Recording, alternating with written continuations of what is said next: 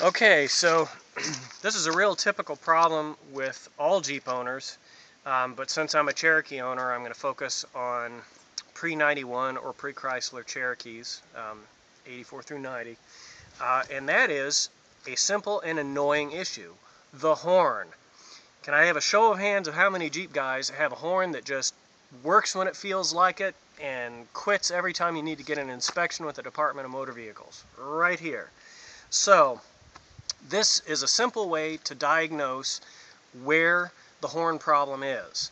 Okay, now in reading on a lot of the XJ blogs on the internet, the consensus is that the horn itself, which is mounted on both sides right under the bumper, it's really rare for that to burn out. Usually your problem is either going to be with a ground issue, or it's going to be something in between the horn button and the horn itself. So we're going to get to how to diagnose your horn so you can at least know where your short is happening. Okay, the first thing you're going to need is a good old pair of jumper cables. 10 bucks at Walmart. Now I'm going to show you where the horn is located. It's usually easiest to test on the passenger side because, well, the battery's right here, and so is the ball part of the horn, you know, the actuator. So I'm going to show you where that is. Okay, my fenders are cut, so if your fenders aren't and you've got your trim and everything still in place, you're going to want to turn this wheel all the way to the right to give you access. And coming in here behind the fender, this is your horn. Now, basically what it is you've got the wire running from inside to this terminal. So to test it, you're going to want to pull this off. Okay, you might want to shoot it with some WD-40 and give it a wiggle, but you don't need tools. It'll come right off. Now you can see this little metal tab that my finger's pointing to with the hole in it. Okay, make sure that's clean. Get a wire brush and some WD-40 and clean that up real good before you start the test. Now, the horn grounds through this right up here to the firewall, so make sure that you know, all the parts here, all the bolts, everything are cleaned with a wire brush and some WD-40. Okay, now we're going to hot wire the horn. Back to the cameraman. Alright, so always start at the horn end first so you don't end up throwing a bunch of sparks and burning stuff up.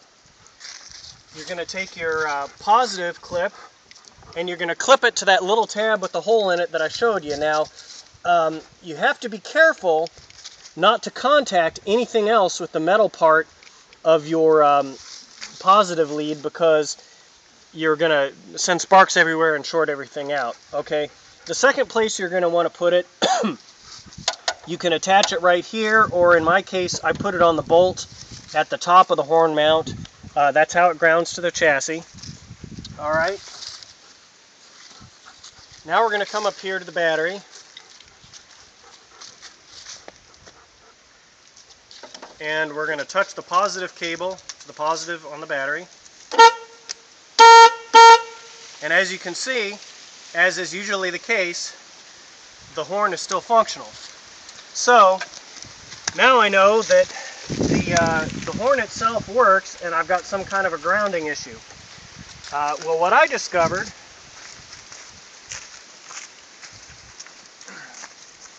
is that there is a ring inside of the steering wheel that actuates the horn, and sometimes you get crud inside of the steering wheel that will give you a poor connection. I know very little about auto electrical, but I do know that your two best friends in dealing with it are a little wire brush and a can of WD-40. So this is what I did. Again, this will only apply to 84 through 90. Mine's a 90. Don't be deceived by these nifty looking Allen heads here. These are false. I found that out the hard way. All you got to do is just pry the thing off. You see there's these two divots right here at the spokes of the steering wheel, so just grab one of them. This sucker pops off with no tools. How easy is that? Okay, now I'm going to take the camera from the cameraman and we're going to look right in here. This right here is the horn switch. Now when I looked down inside, I noticed that there was a whole bunch of rust and crud in this area, and it one of these rings here, actually, I'm not really sure which, grounds it out, and if that becomes contaminated, you won't get a good contact. So what I did is I took some WD-40 and I just sprayed it anywhere where I saw rust or crud. I sprayed it off up in here, up in here, up in here, and then I worked the horn real good with my fingers. And then, of course, the proof is in the pudding. Works like a charm. So if you find yourself faced with a Jeep horn that sucks, and believe me, they all do, there's how you fix it. Bye for now.